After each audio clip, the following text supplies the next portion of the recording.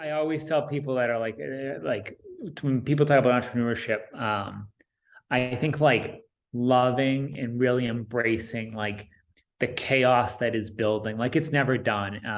And so there's lots happening in my head, but I enjoy it. And I think you have to if like you're going to jump into anything entrepreneurial, including like real estate. I mean, I think real estate generally as a field is very entrepreneurial, even if you're, not even an investor or build, but as a real estate agent, like that really involves like some entrepreneurship, in my opinion, like to do it well. What's going on, guys? Welcome to the Creating Wealth Podcast, where I, Kyle, from Curtin Real Estate, interview local top dogs in the real estate investing, wealth building, and personal finance industries. Let's build together. What's up, guys? This week's guest on the show is a really cool local short-term rental investor, entrepreneur, and investor-focused real estate agent with the Candor team. Peter and I had an awesome chat, and you guys are going to love hearing the story that he tells and what he is up to right now. We talked about several cool topics, from systematizing your short-term rental business, finding the right people that complement your skill sets, enjoying the chaos of entrepreneurship, and so much more. Before we jump in, would you guys mind please leaving a rating and a review down below? I always love hearing your thoughts on how I can make the podcast better. It really means a lot to me. Thank you so much. Now let's jump right into the episode. What's up, guys? Welcome to episode 96 of the Creating Wealth Podcast. Today, we get the great pleasure of chatting with Peter McGovern, a kick-ass entrepreneur and founder of his company, Ed Odyssey, as well as a real estate investor killing it in the short-term rental space, an awesome agent on the Candor Realty team, and head of real estate of Design Theory LLC. What's going on, Peter? Super excited to have you on here, man. I can't wait to jump into your story. Kyle, what's up? Awesome to be here. Very excited to be here. Thank you for the invitation and the very gracious introduction. Of course, man. Definitely. So to kind of jump right into things, man, tell us like kind of your backstory, like how you kind of got like the entrepreneurial, like real estate kind of like business spirit. Like tell us your backstory. Yeah. Awesome. So my name's Peter. I'm based in Boston, grew up around here. And growing up, I had the opportunity to travel a lot, and travel has really changed my life and opened my eyes to so many things about myself and the world. And so out of college, my career started in education. I was a teacher. I was a classroom teacher and taught world languages. And I absolutely loved it. I wasn't the plan, but I fell in love with teaching and education. That led me to found my first company, Ed Odyssey. Still the president of that today. Absolutely love it. We create study abroad programs and custom student programs all around the world. I have an awesome team. And I've also, in the past few years, gotten really into real estate, both as an agent and an investor. And as you mentioned, my partner and I have co-founded a company, Design Theory, that works in real estate. Big picture, yeah, I call myself an entrepreneur. And I think I didn't realize that when I started my career in teaching, but I've always really enjoyed building and creating. And I honestly can't imagine myself being anything but an entrepreneur. It's what I love doing. And I feel like so privileged. Every morning I'm pumped up by I'm doing and building things in spaces that I'm like really passionate about and love, namely real estate and education today. That's super cool, man. That's absolutely awesome. So tell us like a little bit about, kind of how, like with that first company, like, I guess kind of what was going through your head, like, when you were like, a school teacher, like teaching, like all the languages and everything. Like, I guess what was kind of the turning point where you were like, oh, you know what, like I could start a business off of this. And like, like there's something bigger here. Sure. So specifically with Ed Odyssey, the study abroad and educational travel company I started, I was a world language teacher. I was traveling with my students because I love travel, an incredible way to show them the world, to put the languages that we were studying in class into practice, and to get excited about what I was teaching, what we were learning together. And that was kind of how I self-taught myself a lot about like travel and the study abroad industry. And what was the breaking point? I went into teaching thinking it would be like a 1 or 2 year thing, and loved it. Working with kids is the best thing ever. And I guess like after so many years in the classroom, the real drive was like a couple trips with my students. And it just got bigger and bigger. So my company got so big. So it was a bit of a bittersweet ending. But I also like was really excited about the flexibility. I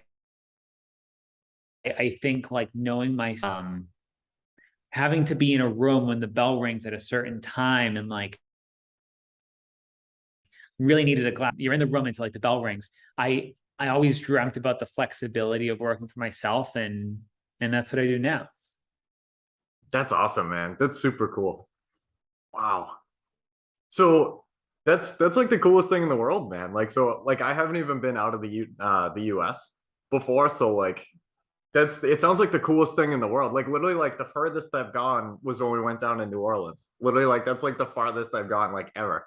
And so that must be like super like invigorating, I guess, to see like a lot of these other cultures from like across the world, and like, you know, like exactly like you said, to be able to pair like the languages and the education that you were having in the classroom, and be able to be like, oh well, like that thing over there is the thing that like we were just talking about like in the book, like that's it. And Yeah. that's cool. Yeah, no, travel. I mean, I'm biased because it's what I do, but I'm a huge proponent of travel. In high school, I did a lot of fundraising and saved up to participate in like service learning programs and other sorts of immersion trips my high school was doing.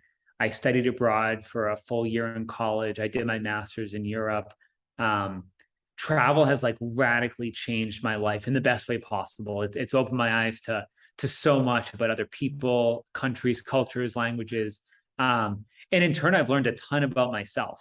I like pull from these experiences every single day, consciously and subconsciously. I use language every day. I mean, I can't even tell you how many times I walk into a store and it's, you ask someone for help and you see the confusion. You're like, oh, I can switch to like whatever Spanish. And their eyes light up. It's like an awesome connection. And so you just like build these connections everywhere, and can empathize and understand people. Wow, that's super cool, man. So how many languages can you kind of like understand? Like are you fluent in? Fluent in English most days. I speak Spanish. Spanish is like my other second love, mother tongue. Spanish is my second language, and I still do a lot of work in Spanish. I taught Mandarin Chinese. I'm not using that daily anymore, but love Mandarin. And then like a little bit of Italian, but like Spanish, English, and Mandarin are like my languages. That's the coolest thing in the world, man. That's awesome. Yeah. Wow, that's crazy. So how was it kind of like, jumping into that business, like the first couple of years, like I guess so something that like always kind of has interest me. I don't know, have you read Shoe Dog at all? It was like the book on Nike No. story. So that it was a really good book, and like it was kind of like more like story based than kind of like anything else. But so like one of the things that they were talking about in the book was, going over to like companies in Japan, like manufacturers and stuff like that, to like, make business deals and everything. And like that kind of thing is extremely fascinating. So how was it like, when you kind of had the idea, to like start the business to go, and do these programs out of the country, like I guess how did you kind of like reach out Oh, to sure. that's Yeah, like, no, good question. Because I'm sure this will like come up multiple times today to talk about everything in real estate. Like networking is so important. And so in the case of Ed Odyssey, like a lot of this built super organically. Like we started in the countries where like I studied abroad and lived in Peru for a year and a half or more. I did my master's in Spain. I was studying and living and teaching in China. So like we started in countries that I was calling home. Like I was just bringing my students to countries that I knew, and I was planning it all with like calling my friends that I had made along the way. Some of those friends are now employees now, mentors, consult, like many of the communities that we work with are the same people I've known for decades. And that means a lot to me too. We've also built like really sustainable, lasting relationships. And the same is like absolutely true in real estate as well. Yeah. That's incredible, man. Like literally like just having those kind of connections from across the world, and I don't know, like that's just awesome. Like that's cool.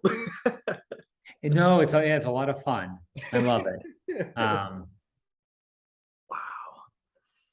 So to kind of go, off of that a little bit, like, how did that kind of translate into, getting into like the real estate space and like, kind of going from, I guess, like one asset class, if you will, like kind of having the business to, maybe jumping into something else a little bit and kind of like tasting a different kind of thing.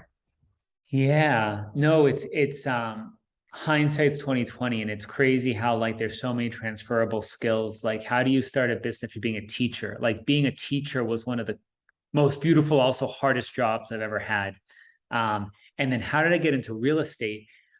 Kind of, I don't know, by accident. I've always loved real estate. I've always like loved looking at houses, driving by houses, going to open houses, like with my parents when they were looking.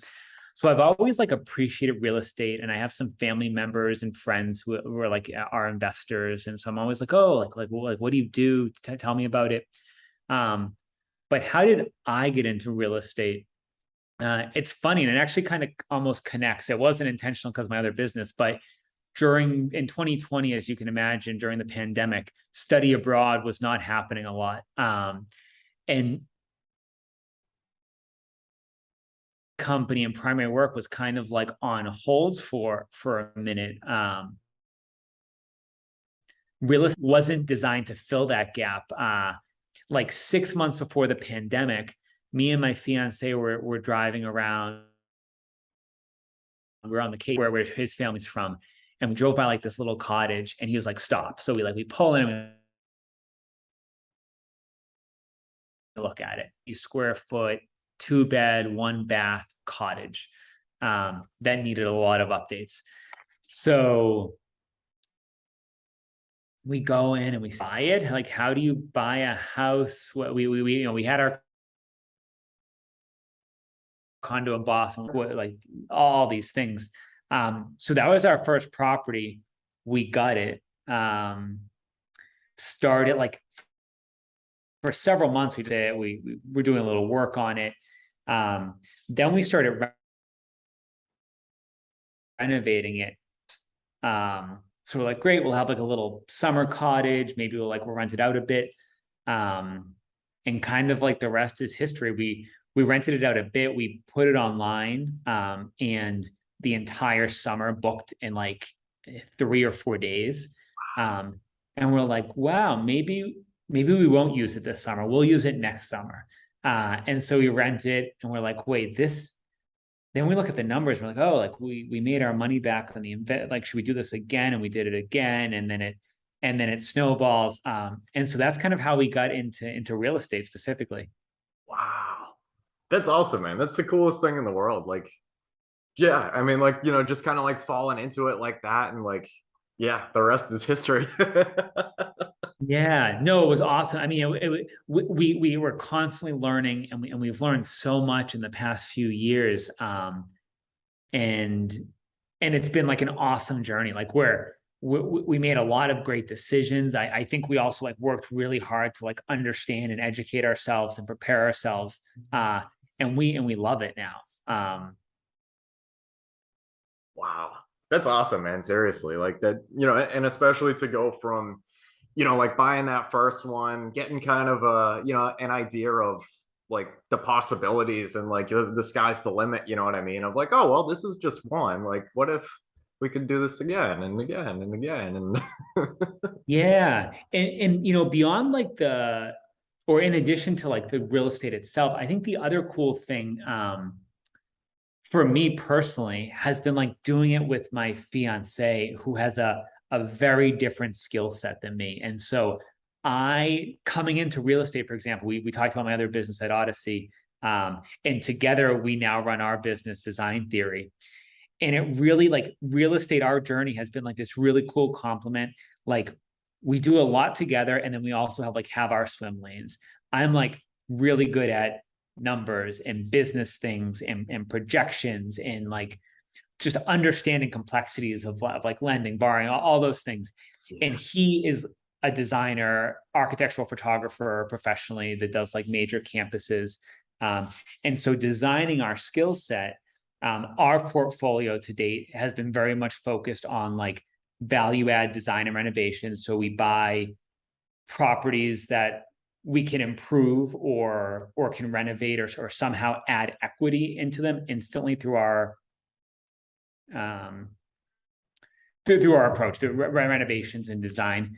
And then the second part of our portfolio is, as you know, we've been really focused on short-term rentals. And so we build equity by improving these great properties that we buy, building equity, like instant equity in them, and then they appreciate over time. And then kind of the second piece of that is running them as a business, and that business is a short-term rental. And we also like love that. Like we're creating houses that we're proud of, that we love spending time in, that they're beautiful, they're in awesome spots. We property manage them, so we get to jump around a bit. But then like we get to share that with people. Like people get to that first house I mentioned in the Cape, like it's this cool little cottage near the beach on Cape Cod. We love Cape Cod. We've spent time there. And now we get to share that with guests who come with their kids, partners, friends, whatever. Enjoy the space, have an awesome vacation, send us like the most amazing messages, leave notes in our guest book at the home. It's like a really positive experience. And to boot, they also help us like build wealth. Like they're helping us pay for this asset, the real property. And we make money doing that, also like managing all of that. That's incredible, man. I feel like that's something that's really cool too, that like, maybe people don't realize as much, about real estate in particular, is like, yeah, I mean, there is like the actual, like the structure, the meat and potatoes of that, but also like, the units, or in your guys' case, like the entire building, like people could be like making memories like within that building, and like, they could be like going away for, getting married, or like, taking the kids for the weekend, or, whatever the case is. And like that's something that's really special, and that's cool. Totally. Yeah. And I'm sure that applies to like all types of real estate, right? So whether it's an apartment or a commercial space or anything, I mean, I think like real estate, real property, like does things for people. And like, that's amazing as a landlord owner, specifically in short-term rental. Yeah. Like we do a lot of vacation destination properties. And so like couples are vacationing with us for their honeymoon, and like families are bringing their kids, or couples are getting away from their kids and using our property. Like it's a really positive like experience. It's great. Yeah, it really is incredible, man. That's awesome. And one thing I wanted to point out too is I know you guys presented in Waltham a couple months ago. I was there for that presentation. Absolutely loved it. And like one thing that really stuck out was like, just having the like letting your creativity like just run wild to like decorate these things and make like really cool themes and everything. And like, do you guys kind of like have a ball like picking up a property, and just kind of figuring out like, oh, like this would be really cool if we made like this sort of theme, and like just kind of like made all the pieces fit together? And Totally. Yeah. No, there's definitely like a design process there, and we like weigh different factors. It's a lot of fun. And so like as in smart decisions about the property that are going to like make sense for the property. Like we want to build equity in our assets, in the houses that we buy, the real property. At the same time, like I said, the second part is we do short-term rentals. And so we're always putting investor hats on. We're also putting our business hats on. Like we run a rental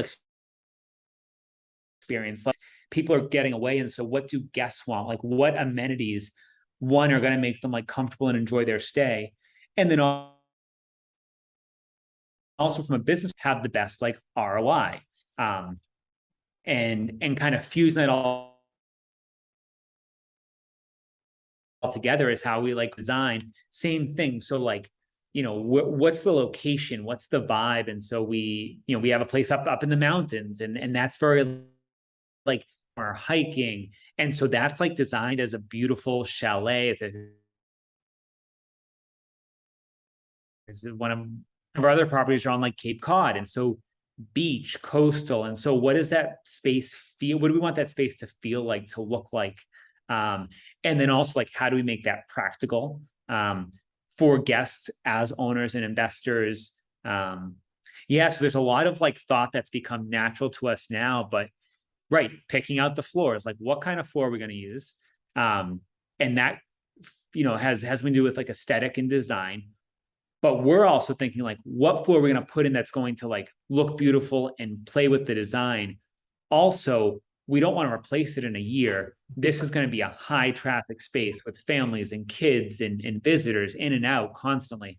So we also want to make sure it's like high quality. And so all that goes into like every little decision and detail. And with time, it becomes much more natural. That's cool, man. How has it been kind of like, implementing a lot of the systems and like automating as much as you can, and like, just pretty much trying to like systematize, or I guess implement as many systems and like standard operating procedures, to just kind of streamline things like as much as possible? Yeah. Great question. Good. I mean, I think you learn a lot as you go. And I think bringing like a business background to that, like having SOPs and standard operating procedures and leveraging technology to make things easier, is kind of automatically already in my head. And so like, as we've acquired more properties and do this more and more, you identify like the common reoccurring challenges or hiccups or questions. And then you find like a true entrepreneur, you find a solution to make that better. Does that answer your Yeah. general answer? And that applies to like everything. Yeah. Yeah, no, 100%, man. I absolutely love processes and like the standard operating procedures and like implementing systems like that. Like concept of business, like just really gets me going. Like I love that so much, and like to your point, you know what I mean? Like once things come up that might be like a one-off situation that you haven't really crossed before, it's like, all right, like, what kind of system do I have to alter or implement to be able to make it so this either doesn't happen, or if this was to happen again, then we already have a solution for it, so it won't be as big of a deal as it is now, and like stuff like that. Yeah, of course. Yeah. And with short-term rentals, like a super simple example is right. Like two guests ask the same question or three guests ask the same question. I'm like, perfect. We now add a sentence saying like, here's the answer, or like, we'll be sending this message at this time. And it's like, perfect. Saves us time. The guests happy because they know what to expect. Win-win. That's awesome. So within kind of like the Airbnb and like Verbo, I'm not sure which platforms you guys like to use, but like, can you kind of like set up those like automatic kind of responses, or is it more of just like I guess like an internal type of thing, like, oh, so and so says this, like, both. Yeah. So there's apps and technology that you can use that automate like all the messages. Personally for us, we just have a system like between the two of us, we manage all of our own properties. And so we have some like standard form messages that we adjust and work out a calendar with like timing, like when certain messages go out. But we also, to counter that point about technology, like we do automate our process as much as possible. With that said, particular to our portfolio, like we want to make sure guests are having a great experience. We want to be involved. And so we don't like outsource it to someone else or automate everything. So it's just this like generic computer message. We do want some personalization there. And so we've intentionally built that in as well. Yeah, that's awesome, man. That's super cool. Yeah. I read something a while back that was really interesting about systems, you know what I mean? And like it's something that like I hadn't really thought about before until I heard it. And now, I'm really glad that it came up in whatever book or whatever it was. And that being like, so many people are so kind of like obsessed with building systems and everything, like myself included. But like there comes a point where, like to your point, Peter, where like you can almost kind of like over systematize it, and then like it kind of takes away from that aspect of like being like personal, like personalization, and like, you know, like it's just kind of like, oh, like here's computer message like 1 2 3, and instead like maybe the Yeah, first two should actually be like you, or like, you know, something really really personal, you know, like that shows like the connection. totally. Yeah, no, it's different for like every business and every situation, but like finding, like understanding whatever you're doing for business or the situation, Yeah. and then like what the goals are, and finding that balance is super important. Totally. Yeah, yeah, definitely. It was something that was really interesting, like just because, you know, like you always hear like all the time, like, oh, just, you know, systematize and delegate everything that like, you know, doesn't make you super happy. And it's like, oh, well, that's really great. And like, you know, a lot of the time that's fantastic. But other times it's like, oh, like, should you really be sending like a generic, like very generic message instead of actually doing it yourself, like whatever the situation is? Right. Exactly. Yeah. So, Peter, I do want to ask one of the questions on here, man. I love asking this question. So how do you define wealth? How do I define wealth? So the traditional answer, which is where probably a lot, I myself included, are like the traditional things. So like assets, so real property and money, et cetera. To me, that I think that's a part of wealth. I feel like that's a tool towards wealth. Yeah. Um, and so well, like those traditional things like money and assets are tools. At least in my case, like what I'm using those tools to do, um, is to create freedom of time, financial freedom, flexibility. And so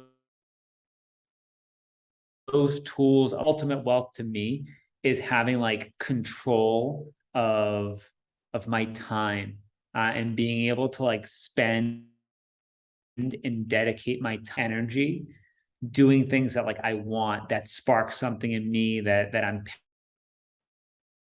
passionate about, and also spend um, my time with people that I care about, and relationships that I care about, and all these experiences that matter most to me. I love that, man. Seriously, like just like it's such a beautiful thing, you know what I mean? Like just to be able to, you know, kind of create this lifestyle, and it's something that like I feel like the more like you kind of learn about like this idea of financial freedom and like just like this control over like a lot of aspects in your life, like it's really interesting like comparing that to, you know, like the traditional 9 to 5 mentality that, you know, most of us have been, you know, or like most people are raised on, and like you literally have to like break away from it, you know, and like Yeah. No, it's like an absolute like privilege. It's a totally different mindset. And like it's not how I grew up. My parents worked and continue to work so hard, and gave us so much, a lot being like love and dedication, and not even so much money, but um like as you learn more, like part of that freedom is like learning and understanding, like you have to like understand the systems around you and the world around you to you leverage like the assets to build like that wealth and freedom that we're talking about. yeah, I 100% agree, man. Like it's so much bigger than like just the financial aspect in itself, and like the lessons that you learn along the way. I mean, like to your point from earlier in the show, you know, of just kind of like going to different cultures, like learning a lot about, you know, like different parts of the world, but in addition, you know, learning a lot about yourself, and like just like this discovery, and like it's so much bigger than like than just the money, you know Yeah. what I mean? Like drastically bigger. Yeah, no, money is so important. It's a tool like we all need to eat, to live, to survive, and to thrive. Um, and then like as you start to, work to build that and understand like how to best use the money, and then it snowballs. And I credit a lot of that with like education, understanding. Yeah, it's like a totally different mindset. And I know I made like an intentional effort to like really try to like understand money and real estate and business, and how I can like grow things in that space. Yeah. Definitely. Yeah, it really is a beautiful thing. And like I feel like once you kind of start to get into it, like that's a rabbit hole that you're not coming back from. Yeah. Like you're in Exactly. there for good now. Like Yeah, absolutely. So Peter, what's kind of like your vision for the future? I guess this is actually like the first time that I asked this. I might kind of put this in with the questions, but like what's kind of your vision for, I guess, like your real estate goals, for like the entrepreneurship kind of side? I guess Sure. it's kind of your thoughts on that. Oh, what's my vision? So real estate specific, to continue to like grow our portfolio. I know we want to have more short-term rentals. We've talked about diversifying a bit. There's a lot of different things in real estate that I'm very interested about. So definitely doing a lot more in real estate as part of my vision, our vision, my fiance and I. And then another piece of that is also like design theory. So like it's awesome being a real estate agent and helping people like navigate real estate, particularly like investors. And we do a lot of work with short-term rental people specifically because we love that. And so our business design theory helps people buy, sell, invest, photograph, design, like all the things that we're passionate about in real estate. That's a lot of fun. And then personally, vision, we want a family. I want to continue to like create impact. I love waking up and doing things that I think I'm really good at, and also like spark something in me and bring me lots of joy, and all align like with my personal and professional goals, family goals, but and building freedom of time and financial freedom. Yeah, that's absolutely awesome, man. I love that. Yeah, it really is awesome, you know what I mean? And yeah. Yeah, I'm definitely gonna implement that question.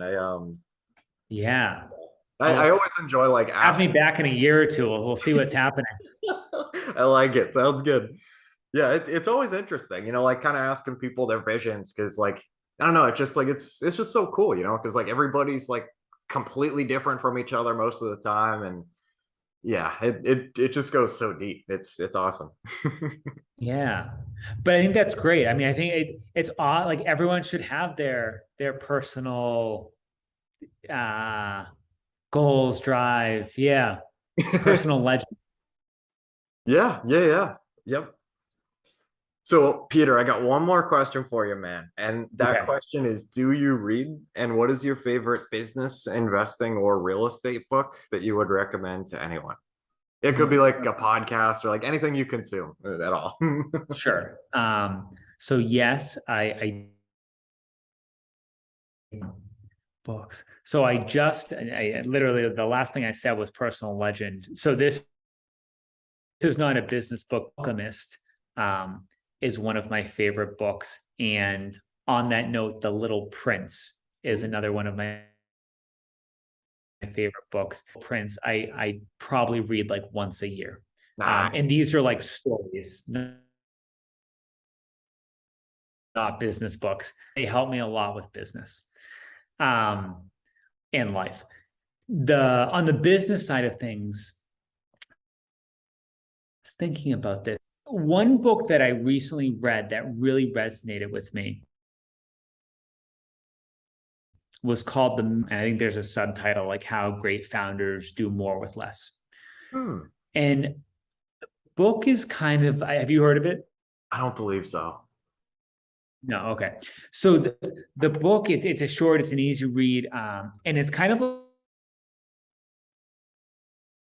like a roadmap for, and I think the reason it resonated with me is like I'm reading it and the whole time like, oh yeah, like a lot of it really resonated with my personal experience of like building businesses.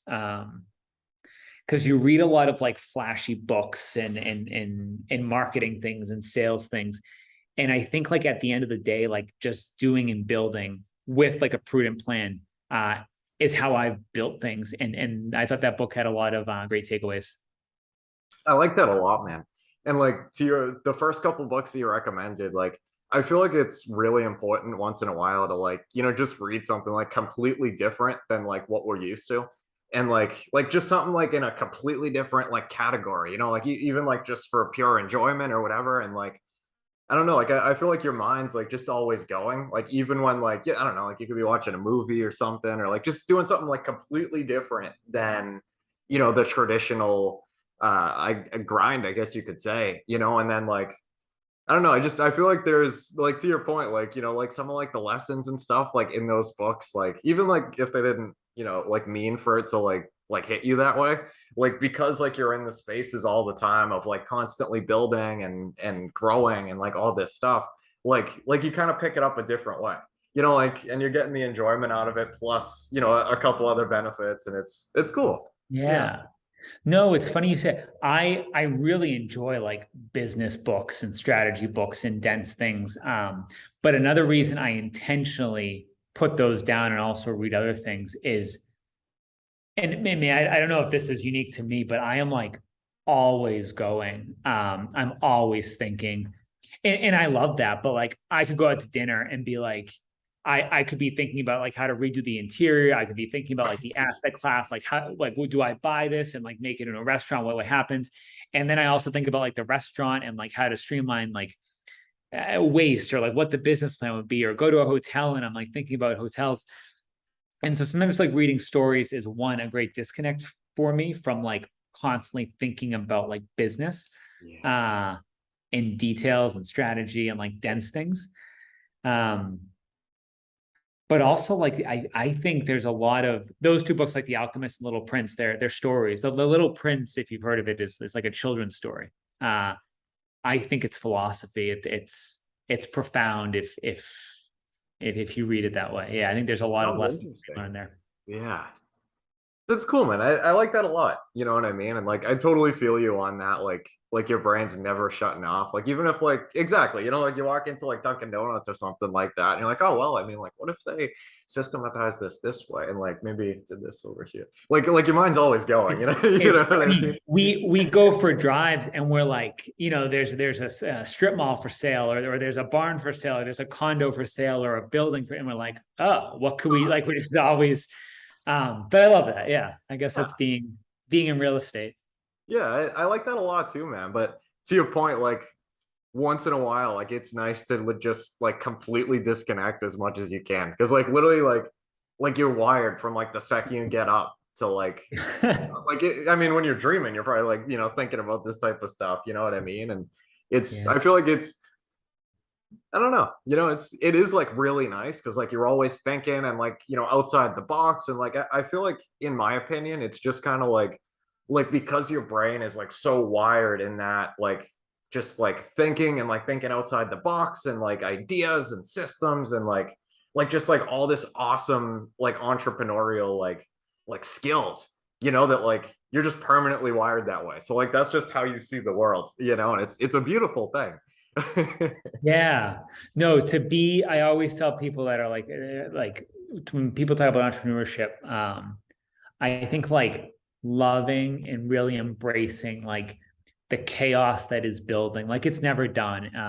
And so there's lots happening in my head, but I enjoy it. And I think you have to, if like you're going to jump into anything entrepreneurial, including like real estate. I mean, I think real estate generally as a field is very entrepreneurial, even if you're, not even an investor or build, but as a real estate agent, like that really involves like some entrepreneurship, in my opinion, like to do it well. Yeah.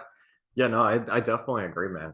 And like it was kind of funny. So there was one time that I was out with one of my buddies, and so we went to Chick-fil-A in Woburn, right? And literally like so like I don't think I've told this story on here before, but it is like right along this same vein. And, it's just a regular Saturday or whatever it was. We go into Chick-fil-A and order. And literally, man, like the hustle and bustle is insane. There's like a million people in the kitchen, like doing their thing. Like there's a million people inside and everything. Like everything is jam-packed and super busy. Literally, like I don't even finish like telling them my order. And they're like, oh, sorry, like your food's right here. And like I'm looking at my buddy and I'm like freaking out on the inside. I'm like, dude, I'm like the system, like the fast food, and like I'm thinking of Ray Kroc and like the Founder movie and everything, and like I'm like, holy crap, and like I couldn't shut up about it. My buddy was like, dude, like yeah, that was cool, but like what about it? And I'm like, dude, I'm like, you don't understand. I'm like, I wasn't even done yet, and like I already have like what I ordered. Like this is like ludicrous. Like systems going like full nuts. You know what I mean? Like Yeah. I don't know. Yeah.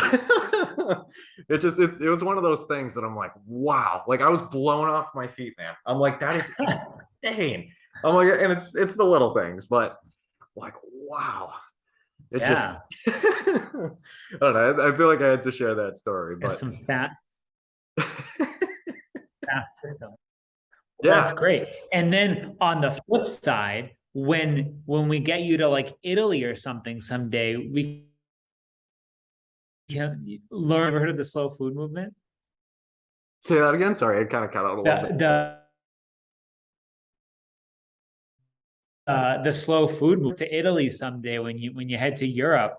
Um, Learn about the slow food movement and how it's like intentionally like slowed down, and it's an experience. Both it's like two crazy spectrums of the same thing, food and eating. That's cool, man. Is it just like, do you think it's more of like just to kind of have like the experience of like going out for coffee or like for dinner, and like less of the like hustle and bustle, like more of kind of like just enjoying like the moment, and like do you think it's like something like that, or is it just kind of like Global movement. Yeah, no. Now we're random off topic, but it's cool. Yeah, so it's a global food movement about like really embracing like the culture and the traditions and everything that goes into like a meal together and that experience. that's cool? For some reason, it reminds But me then sometimes you need lunch in 5 minutes, you know? So of.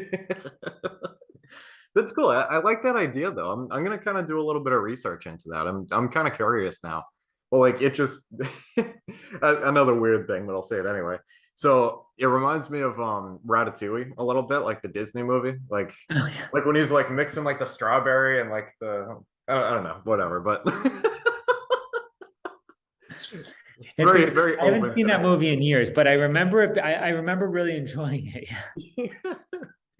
Yeah, I don't know, but that's cool. Yeah, it sounds really interesting, and just like a philosophy, of just doing things a little bit different like that. And it sounds really cool. I mean, like, especially because, I mean, especially in like Massachusetts, or like, I don't know if it's, across the country or our country or whatever, but like everything just has to get done like yesterday, and like people are pissed if like, their coffee takes 2 minutes too long. And, to kind of go somewhere where like the opposite end of that is like, kind of try it out. Like I think it would be interesting, to kind of experience something like that, and just kind of like a different way of doing things, and hopefully a more like enjoyable, like just relaxed Yeah, kind of experience. It sounds cool. right. Yeah. No, it makes me think peak pandemic. It's like the offers were due yesterday and there's 60 of them and you got to move fast and your clients are freaking out. It's yeah, speed is a thing. And maybe on the East Coast, we maybe move too fast sometimes Yeah. or pressure ourselves to move too fast. Yeah. Yeah.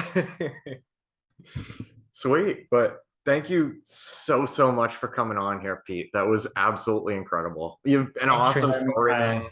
Loved hearing about like the businesses and the real estate. That was super cool, man. So where on like social media can like you, the businesses, everything you got, I'll put below. Sure. Yeah. So my name's Peter McGovern. You can find me on LinkedIn. Um, Websites, edodyssey.com, EDODYSSEY.com is my student travel and study abroad company. And in terms of like all of our real estate stuff, you can see our properties. pictures and learn more about Eric and I and all the work that we do with design theory at designthry.com. Awesome. Definitely check it out, guys. I'll link it below. Awesome. Big Kyle, thank you so much for having me. This was awesome. Thank you so much, Peter. That was awesome, man. All right, guys. That concludes our Creating Wealth podcast episode for today. I want to thank every single person that has listened this far. It really means a lot to know that people can learn from me and with me as we build wealth together. Hopefully you can take home at least one thing from this podcast that will improve your life just a little bit. If you could, please check me out on social. That's at Kyle Curtin Real Estate on Instagram, Facebook, and I'm on Biggerpockets. Until next time, let's build together.